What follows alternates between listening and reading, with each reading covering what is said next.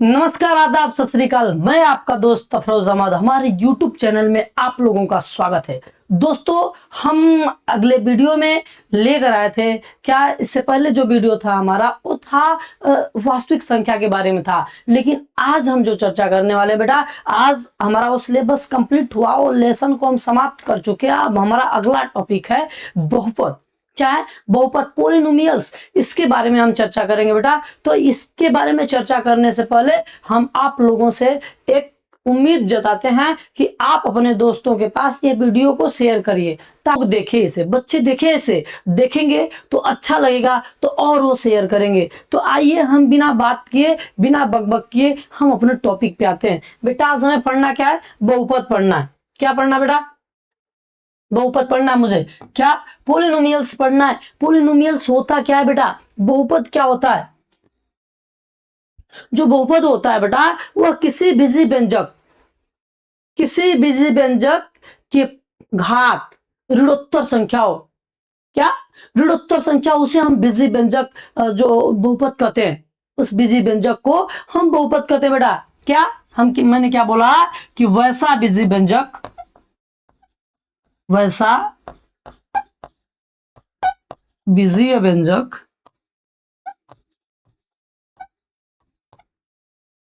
जिसके घात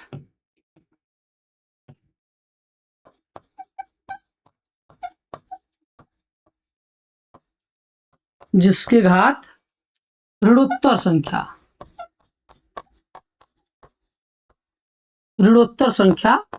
है, चाहे ऋणोत्तर संख्या होती है, वो क्या कहलाता है बेटा? बहुपद कहलाता है। बहुपद कहलाता, वो क्या कहलाता है? बहुपद कहलाता है मेरे बच्चा। वैसे बीजी व्यंजक जिसके घात ऋणोत्तर संख्या होता है, वो कैसा लिख के आएगा बेटा? ध्यान से देखिएगा आप लोग। Polynomials of x equal to ऐसे लिख के आएगा, देखिए a0 plus a1 x plus a2 x square plus a3 x cube plus a4 x के power 4 dot dot dot dot dot dot dot plus an x के power n हो जाएगा बेटा। ऐसे पॉलिनोमियल्स देगा तो ऐसे होता है।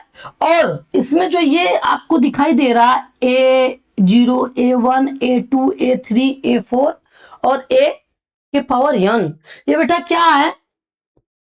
जो a0 है और a1 है, a2 है, a3 है, a4 है, डॉट डॉट डॉट, और जो an है, ये सब बेटा कौन सी संख्या होती हैं? वास्तविक संख्या होती है। कौन संख्या? वास्तविक संख्या। मैंने पीछे वाले वीडियो में मैंने वास्तविक संख्या के बारे में, रियल नंबर के बारे में मैंने बेहतरीन तरीके से आप लोगों को समझाया है, तो आप लोग जाके पीछे का वीडियो देख सकते हैं। लेकिन अगर मैं बता दूं, जो वास्तविक संख्या होती हैं ये दो चीजों से मिलकर बनी होती हैं। कौन सी? परिमेय और अपरिमेय, इनसे मिलके बनी होती है। उसे हम क्या बोलते हैं बेटा? वास्तविक संख्या बोलते हैं। तो आप लोग जानते हैं परिमेय संख्या उसे कहते हैं, दुनिया की सारी संख्याएं परिमेय संख्या होती हैं, बस केवल दो संख्याएं छोड़कर। जो करड़ी में लिखा होता है, उसके साथ यदि माइनस लगाओ तो एक काल्पनिक संख्या हो जाएंगी। क्या हो जाएंगी बेटा? काल्पनिक संख्या हो जाएगी। ठीक है। और जो अपरिमेय संख्या होती है बेटा, इसका एग्जाम्पल ये हमेशा करड़ी में लिखा रहेगा, इसका वर्गमूल नहीं निकलेगा, वह संख्या अपरिमेय संख्या कहलाती है। तो अपरिमेय संख्या को छोड़कर और काल्पनिक संख्या को छोड़कर दुनिया की सारी संख्याएं परिमेय संख्या होती है। तो आप ध्यान से देखेंगे कि ये वास्तविक संख्या है ये। ठीक, आप ध्यान से देखिए। अब ये जो ऋणोत्तर संख्या लिखा गया है, ऋणोत्तर यहां पे आप करिएगा क्या? पूर्णांक संख्या, और अच्छे से आपको समझ में आएगा। यदि आप बोलेंगे पूर्णांक संख्या, ऋणोत्तर पूर्णांक संख्या होती है, तो और आपको बेहतर तरीके से समझ में आएगा। तो देखिए बेटा, चलते आगे। क्या कर आप? ऋणोत्तर संख्या होती है। ठीक, और जो लास्ट वाला जो an है ना बेटा, an सॉरी an है, इ नॉट इक्वल टू जीरो, कभी भी ये जीरो नहीं हो सकता। ठीक है, ये कभी भी जीरो नहीं हो सकता मेरे लाल। और ध्यान से देखिएगा, ये क्या लिखा हुआ है, ऋणोत्तर पूर्णांक संख्या। क्या? ऋणोत्तर पूर्णांक संख्या।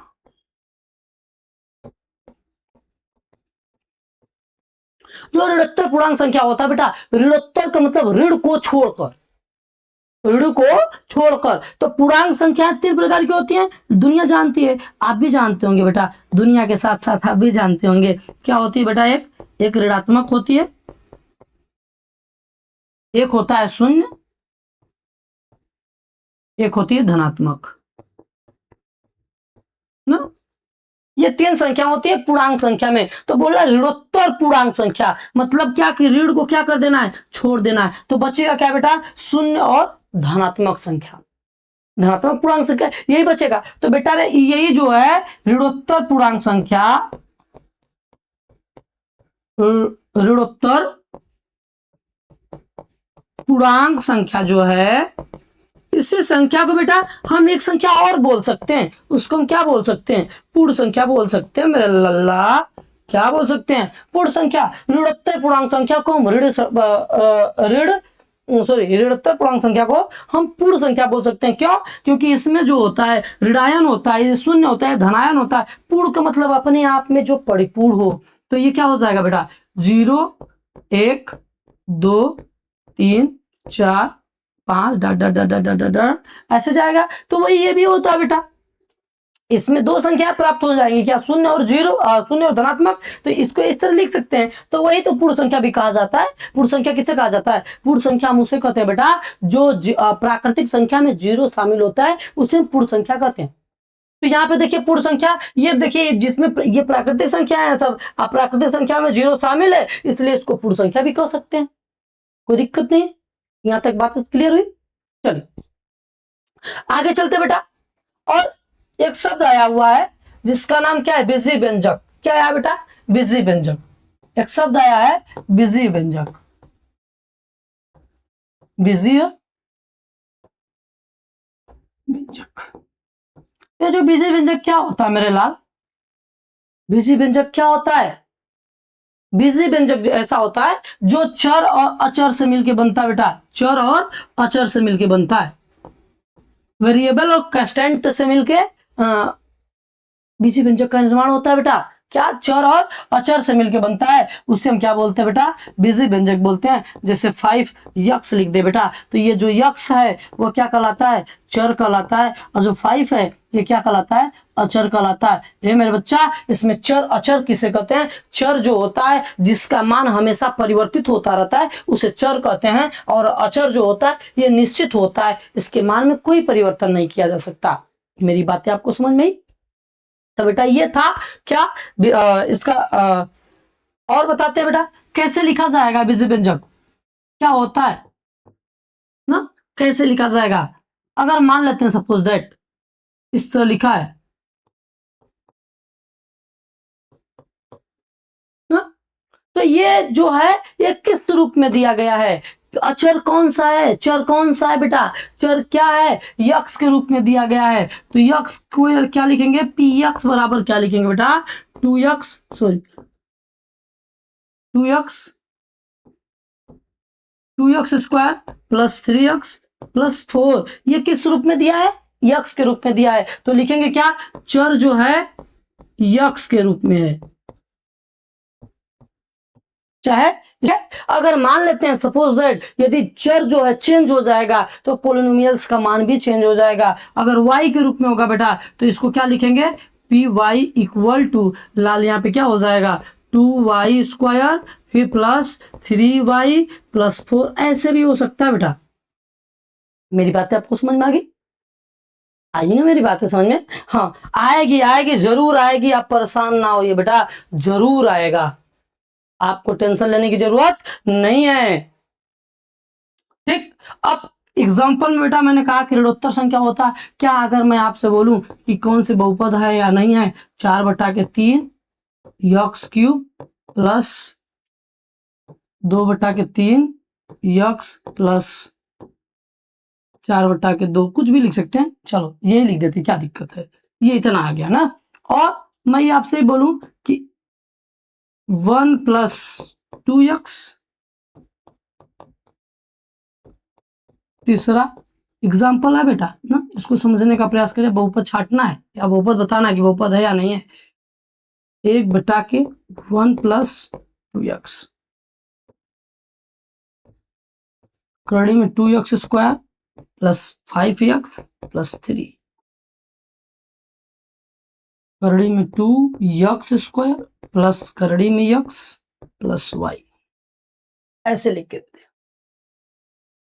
चाहे y को हटा देते हैं, चाहे चलिए छोड़िए, क्या दिक्कत है ना, ठीक। ऐसे लिख के दे बेटा। बोले हमसे कि हमें बहुपद छाटिए, आप बहुपद क्या होता है छाटिए बताइए आप। तो बेटा मैंने कहा कि वैसा व्यंजक जिसके पावर क्या हो, जिसका घात क्या हो, ऋणोत्तर पूर्णांक संख्या हो, क्या हो, ऋणोत्तर पूर्णांक संख्या हो। तो बेटा ऋणोत्तर पूर्णांक संख्या जब होगा बेटा, तो इसमें देखिए, इसके जो घात है, ये क्या है, ये जो घात है बेटा, जो चर के घात हैं, किसके घात, चर के, ऋणोत्तर संख्या, बीजीय व्यंजक के पावर क्या, ऋणोत्तर संख्या। तो बेटा ये x की पावर कितना लिखा, 3, और यहाँ पे x के पावर 1 लिखा गया है, इसलिए ये क्या है, बहुपद है। क्या है बेटा, बहुपद है ना, ये बहुपद है। और इसके पावर देखिए कुछ भी नहीं है, यहाँ पे कुछ नहीं है, यहाँ पे जहाँ पे कुछ नहीं होता है वहां x के पावर 0 लिख सकते, कोई दिक्कत नहीं है। यहाँ सबसे बड़ी घात क्या बेटा, 1 है, तो ये भी क्या कहलाएगा, बहुपद है ना। तो क्या है, ना तो माइनस में है ना तो बट्टे में है, तो कहलाएगा ही बहुपद। अब देखिए यहाँ पे 1/, ये हो गया है, तो ये अगर ऊपर जाएगा तो इसके घात क्या हो जाएंगे, माइनस में हो जाएंगे, तो बहुपद नहीं है। क्या, बहुपद,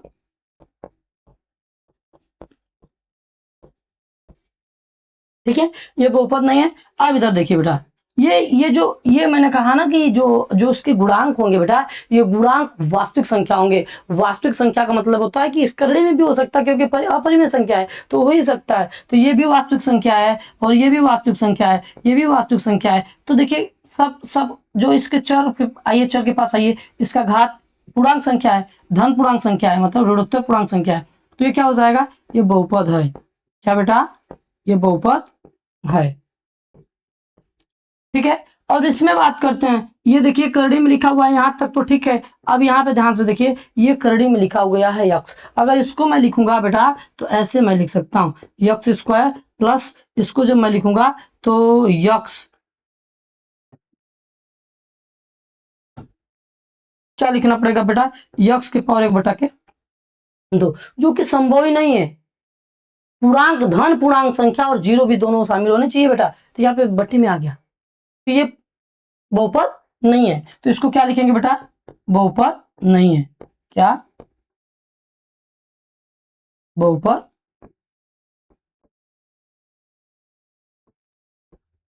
नहीं, ठीक है। इतनी बातें मेरी आप लोगों को समझ में आई बेटा। आगे चले, आगे चले, अगर आपको स्क्रीनशॉट मारना तो स्क्रीनशॉट मार लीजिए, नहीं तो आगे चलते हैं।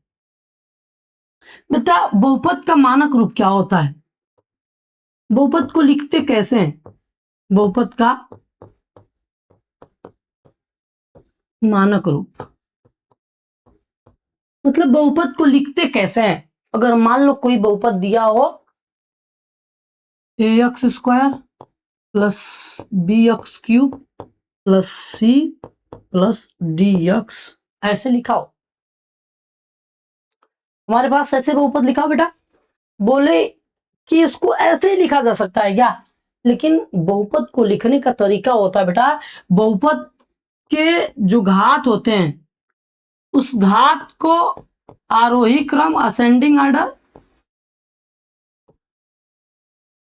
या डिसेंडिंग ऑर्डर, अवरोही क्रम,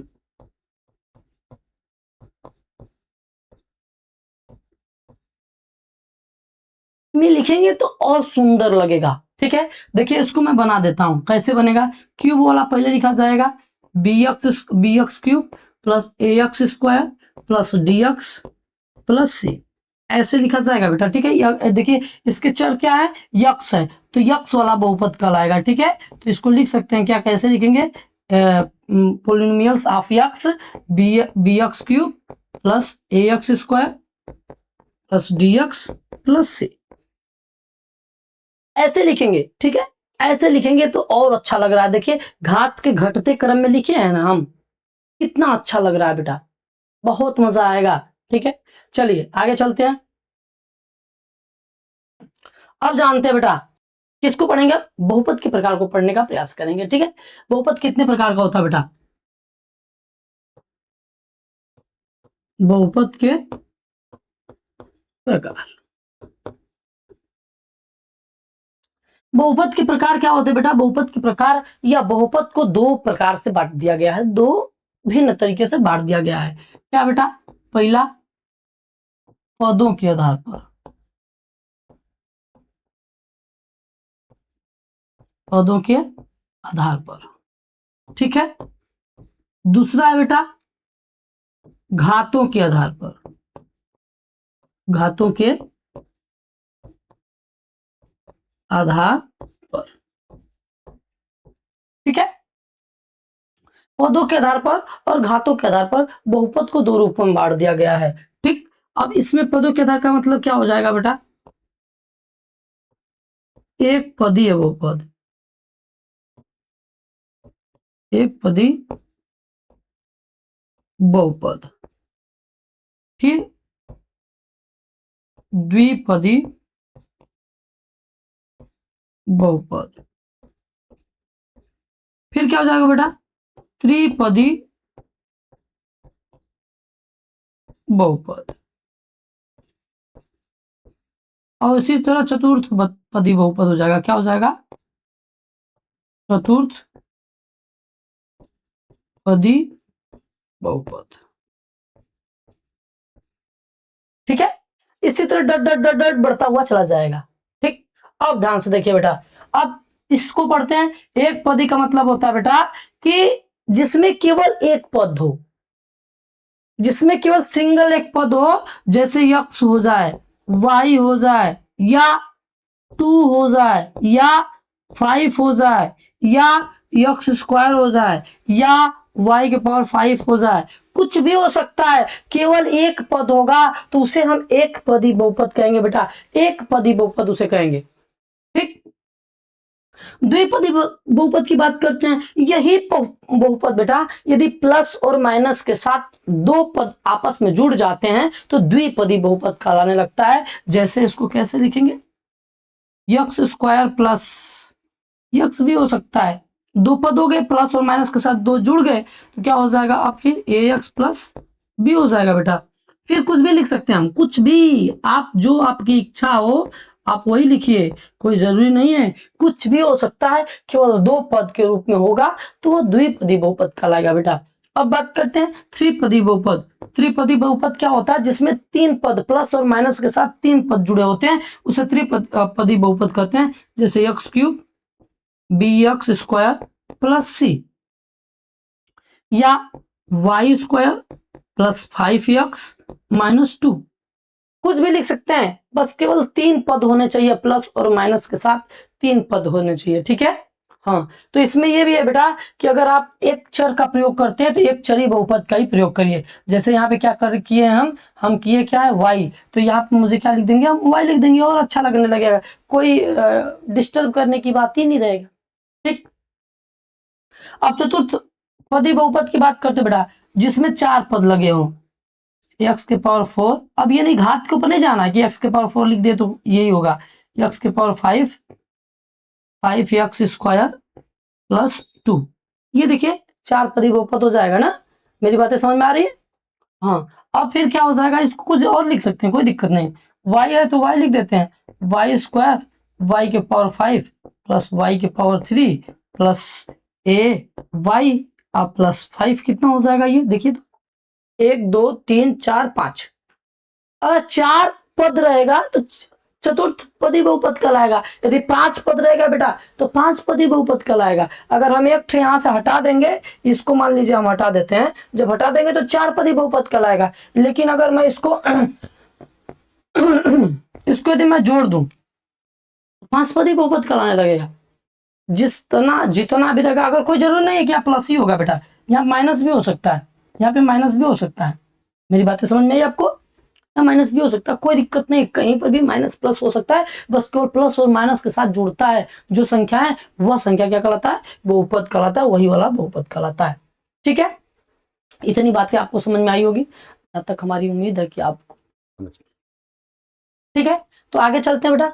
आगे क्या है? घातों के आधार पर। किसके आधार पर? घातों के आधार पर। क्या? घातों के आधार पर। घातों के आधार पर। किसके आधार पर बेटा? घातों के आधार पर। घातों के आधार पर। घातों के आधार पर बेटा बहुपद को बांटा गया है। कैसे कैसे बांटा गया है देख लेते हैं। एक को बोला गया है शून्य बहुपद। क्या बोला गया बेटा? शून्य बहुपद। दूसरे को बोला गया है रैखिक बहुपद। क्या? रैखिक बहुपद। तीसरे को बोला गया है बेटा द्विघात बहुपद। क्या बोला गया है? द्विघात बहुपद। अगले को बेटा त्रिघात बहुपद। इसमें क्या करना है? त्रिघात बहुपद। अगर इसी प्रकार बढ़ाएंगे चतुर्थ घात बहुपद, पंचघात बहुपद ना, जितने घात होंगे बढ़ते जाएंगे। इसी तरह जैसे पदों के आधार पर था उसी तरह घातों के आधार पर ही हो जाएगा। तो क्या शून्य बहुपद किसे कहते हैं बेटा? ध्यान से सुनिएगा। शून्य बहुपद हम उसे कहते हैं कि दिए गए बहुपद का सब गुणांक शून्य हो, उसे हम शून्य बहुपद कहते हैं। जैसे एग्जाम्पल में बात करूं आपके लिए, 0a² 0b, तो ये 0 है ना, ये क्या है बेटा? ये 0 है ना, 0b प्लस 0c। तो अगर सभी दिए गए बहुपद के सभी गुणांक, बहुपद के दिए गए सभी गुणांक यदि शून्य होता है तो वैसे बहुपद को हम कौन सा बहुपद कहते हैं बेटा? शून्य बहुपद कहते हैं। क्या कहते हैं? शून्य बहुपद। रैखिक बहुपद किसे कहते हैं? रैखिक बहुपद जो होता है बेटा, ये इसमें सबसे बड़ी घात, इसमें घातों से लेना देना है। सबसे बड़ी घात बेटा एक होगी। कितनी होगी? एक। सबसे बड़ी घात एक होगी बेटा। जैसे ax प्लस बी, जो a और b है यहाँ पे अचर है। क्या है बेटा? अचर है या गुणांक है। किसी चर का ये क्या है? गुणांक है। तो ये इसको तो लेंगे नहीं, आप बोलेंगे सर यहाँ ए लिखे, यहाँ बी लिखे, यहाँ पर यक्स लिखे, तो आप बोल रहे कि सबसे बड़ी घात एक है। किसका एक है सबसे बड़ी घात? जो चर दिया गया है ना, बहुपद जिस रूप में दिया देगा, जैसे यहाँ पे लिख दे हम पी एक्स। अब समझ में आ गया? जो बहुपद दिया गया है यक्स के रूप में दिया गया है ना, ये सब गुणांक होंगे। किसी भी चर का जो आगे सामने लिखा होता है वो गुणांक होता है बेटा। ठीक, तो ये हो जाएंगे। आप ध्यान से देखिए, ये जो है ना बेटा, ये ax के स्थान पे 5x लिख देंगे तो और बेहतर रहेगा, आप समझ जाएंगे ऐसे ना, ऐसे। अब द्विघात बहुपद की बात करते बेटा, तो द्विघात बहुपद जो होता है किस रूप में होता है? ax² plus bx plus c, ऐसे होता है। और इसके साथ अगर हम x लिख देंगे तो और बेटर लग जाएगा। और जहां जहां लिख देते हैं नहीं तो फिर आप कंफ्यूज हो जाएंगे। जहां a b और c बराबर कांस्टेंट, ठीक है, अचर पद। क्या है बेटा? अचर पद, अचर संख्या, अचर है, ठीक है, अचर संख्या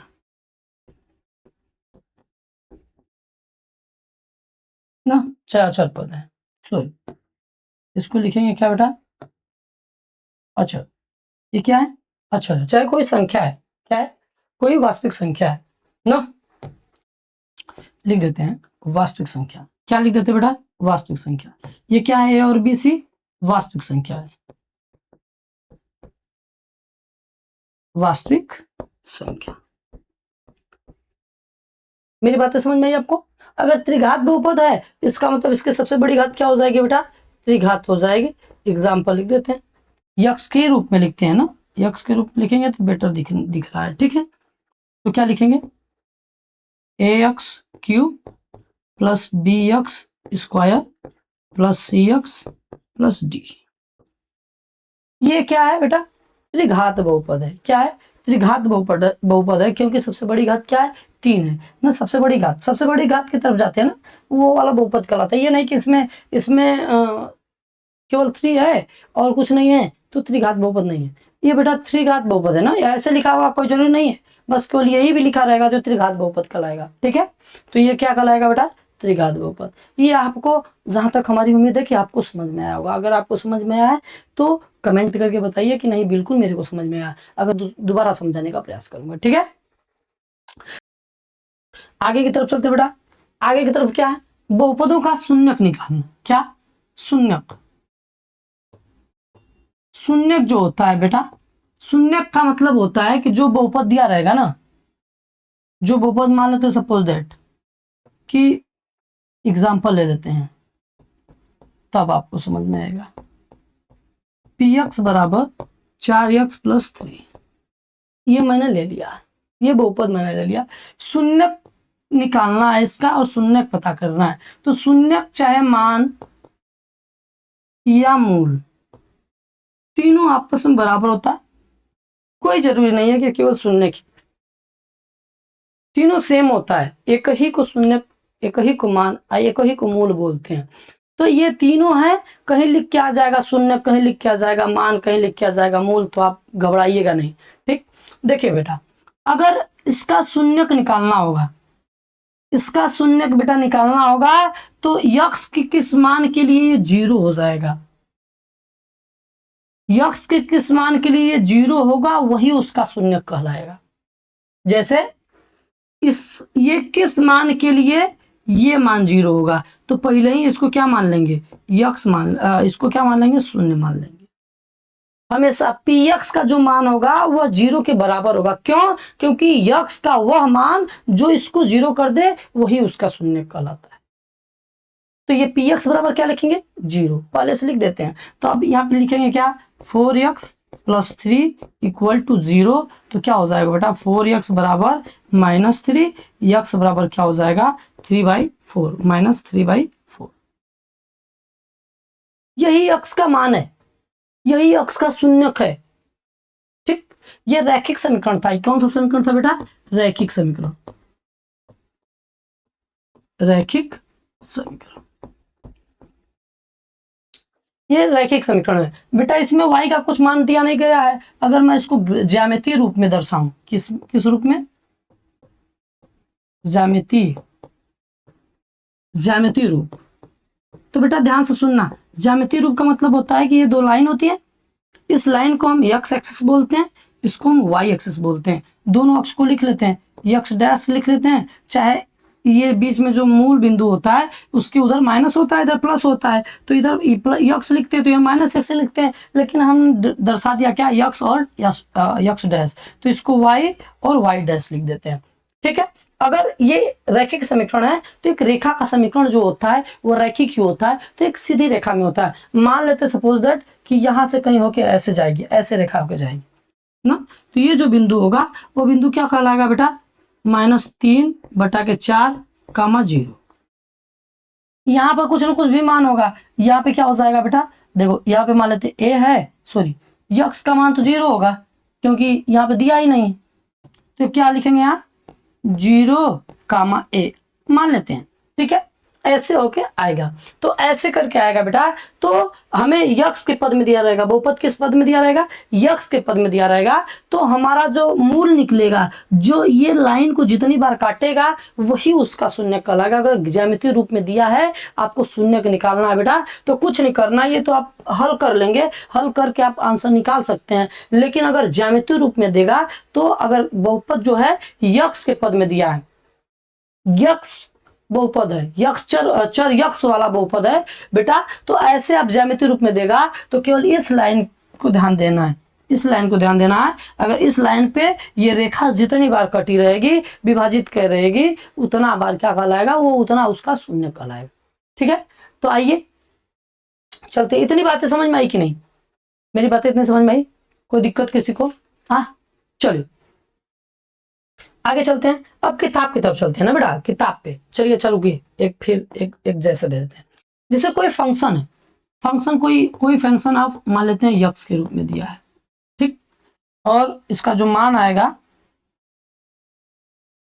ये जो मान y बराबर फंक्शन ऑफ यक्स के रूप में दिया है, ऐसे देगा, मान लेते ऐसे देगा। तो आप आपसे बोलेगा क्यों ये देगा ऐसे, क्योंकि जो बहुपद है, जो बहुपद है वो कौन सा चर है, कौन सा चर में दिया है, यक्स वाले चर में दिया है ना, यक्स का बहुपद है, यक्स चर बहुपद है। तो ध्यान से देखना बेटा, अगर कोई लाइनिंग ऐसे लिखी है, ऐसे ऐसे बनी है, ठीक, और यहां से कोई एक ग्राफ ऐसे बनी है, ऐसे ऐसे ऐसे ऐसे ऐसे ऐसे ऐसे, ठीक। मैं आपसे पूछूं कि इसके शून्य कितने होंगे, तो आप कैसे बताएंगे बेटा, ये फंक्शन किस रूप में दिया है, यक्स के रूप में दिया है, तो केवल हमें यक्स, जो यक्स लाइन है, ये वाली जो लाइन है, 36 वाली लाइन है जो, ठीक है, जो 36 वाली लाइन है, इस लाइन पे जितनी बार ये रेखाएं काटी हैं उतना बार उतना उसका शून्य होगा बेटा। तो यहाँ पे एक बार काटा हुआ है, यहाँ पे काटा हुआ है, यहाँ पे काटा हुआ है, यहाँ पर काटा हुआ है, यहाँ पर, यहाँ पर, तो गिनती करिए 1 2 3 4 5 6, तो कितने शून्य हो जाएंगे बेटा इस लाइन के, अगर ऐसे निकालना हो तो फंक्शन ऑफ यक्स के शून्य कितने हो जाएंगे बेटा, शून्य बराबर 6, ठीक है। शून्य कितने होंगे, 6 होंगे, कितने होंगे बेटा, 6 होंगे, इसके शून्य कितने होंगे, 6 होंगे। और ध्यान से सुनिएगा, ये जब शून्य किसके 6 होंगे तो बेटा गारंटी है कि ये कौन सा बहुपद होगा, 6 घातीय बहुपद होगा। कितना होगा बेटा, 6 घातीय बहुपद होगा। मेरी बातें समझ में आई, मेरी बातें समझ में आई बेटा।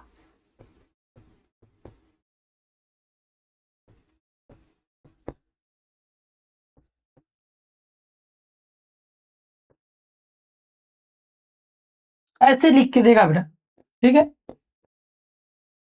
ये इस रूप में होगा। मतलब क्या, दिए गए बहुपद की सबसे बड़ी घात जितनी होती है उतना उसका शून्य होता है, जितना सबसे बड़ी घात होगी बेटा उतना उसका शून्य होता है किसी भी बहुपद का ना। तो ये ऐसे आप समझ गए, आप रेखा को रेखा देखकर, ग्राफ देखकर शून्य निकाल सकते हैं, जहां तक हमारा उम्मीद है कि आप निकाल लेंगे बेटा, आप समझदार हैं, ठीक है। तो आइए आते हैं, क्या मेरा अगला प्रश्न क्या है, प्रश्नावली की तरफ चलते हैं, देख क्या बताएंगे, ठीक है। हाँ चलिए, ये प्रश्नावली है, नहीं, ये देखिए प्रश्नावली, ठीक है, ये प्रश्नावली आपकी है, ये प्रश्नावली नंबर 1.2, सॉरी 1.2, 2.1, प्रश्नावली क्या बेटा, 2.1 ना। चलिए 2.1 में क्या दिया गया है, किसी बहुपद px के लिए, देखिए ध्यान से सुनिए, px मतलब जो बहुपद है किस रूप में दिया है, यक्स के रूप में दिया है, ठीक, के लिए y बराबर px का ग्राफ नीचे आकृति 2.10 में दिया है। प्रत्येक स्थिति में px के शून्यकों की संख्या ज्ञात कीजिए। बेटा शून्यकों की संख्या ज्ञात करना, किस में दिया है, यक्स में, तो y में अगर y को काट रहा है तो y की गिनती शून्य वाले में नहीं होगी बेटा, तो किसकी गिनती होगी, जो यक्स को काटा रहेगा। तो इसमें ध्यान से देखिए, ये एक्सिस जो है ये यक्स एक्सिस है, ठीक है, ये y एक्सिस है, और इस रेखा पे कोई काटा ही नहीं है, और ये काटा किस पे है, y एक्सिस पे काटा है ना, ये किस पे काटा बेटा, y एक्सिस पे काटा है। तो जब y एक्सिस पे काटा है तो यहाँ की हम गिनती थोड़ी करना है, हमें किस पे गिनती करना है, इस पे, क्यों, क्योंकि जो बहुपद है हमारा वह यक्स के पद में दिया है। तो इसकी शून्य कितनी हो जाएगी बेटा, शून्य कितना हो जाएगा, 0, इसका शून्य कितना हो जाएगा, 0 हो जाएगा। इसमें बात करते हैं बेटा, हमें जो फंक्शन दिया है बेटा, चाहे बहुपद जो दिया है बेटा, वह किस रूप में दिया है, यक्स के रूप में दिया है। तो यक्स लाइन को जितनी बार काटेगा वही उसका शून्य कहलाएगा। तो एक बार काटा है तो इसमें इसका शून्य 1 हो जाएगा। इसमें क्या होगा बेटा, एक ये काटा है, एक ये काटा है, एक ये काटा है, तो शून्य कितने हो जाएंगे, शून्य कितने हो जाएंगे, 3 हो जाएंगे, ठीक। उसी प्रकार आगे चलते हैं। इसमें कितनी बार काटा बेटा? 2 बार काटा है, तो शून्य क्या हो जाएंगे? शून्य 2 हो जाएंगे। कितने हो जाएंगे? 2 हो जाएंगे। इसमें कितनी बार? 1 2 3 4, कितनी बार? 4 बार। तो शून्य क्या हो जाएगा बेटा? शून्य बराबर 4। ठीक, इसमें देखिए 1 2 बार टच किया है, 3, शून्य कितने हो जाएंगे? शून्य 3 हो जाएंगे। ठीक है, शून्य क्या हो जाएंगे? 3 हो जाएंगे। अब ध्यान से देखिए, अगर इसमें 0 है तो कोई अचर पद होगा, ऐसे लिख के दिया होगा फंक्शन, जो पी और पोलिनोमियल्स ऑफ यक्स जो है ऐसे रूप में देगा, क्योंकि यक्स का कोई चर नहीं लगा हुआ है, यक्स के पावर 0 हो सकता है, तभी इसका शून्यक नहीं पता है। ठीक है, या नहीं दिया है, 1 दिया है, 0 दिया है, सॉरी 0 दिया है, तो ये ऐसे रूप में देगा, अचर पद होगा। इसमें 1 दिया है, इसका मतलब जो फंक्शन दिया देगा, चाहे जो पोलिनोमियल्स देगा, वो कैसे देगा बेटा? ax प्लस बी, इस रूप में होगा। ये रैखिक समीकरण होगा। क्या होगा? रैखिक समीकरण। क्या? रैखिक समीकरण, सॉरी रैखिक बहुपद। क्या होगा? रैखिक बहुपद। इसमें कितने? 3 थे, तो त्रिघात बहुपद। कैसा बहुपद होगा बेटा? त्रिघात बहुपद। इसमें कितने हैं? 2, तो द्विघात बहुपद। द्विघात बहुपद। इसमें कितने हैं? 4, तो चतुर्थ घात बहुपद।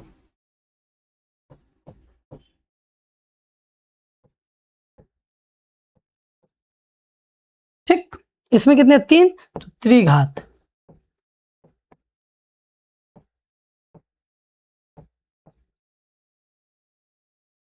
ठीक है बेटा, तो ठीक है। लेकिन हाँ, आप शून्यक निकालना जान गए हैं, तो ये वीडियो आपको अच्छा लगा हो तो लोगों तक शेयर करिए। हम मिलेंगे अगले वीडियो में। इसके आगे का टॉपिक जो है, दूसरा पर्सनालिटी जो है, हम अगले वीडियो में लेकर आएंगे। तब तक के लिए जय हिंद, जय भारत।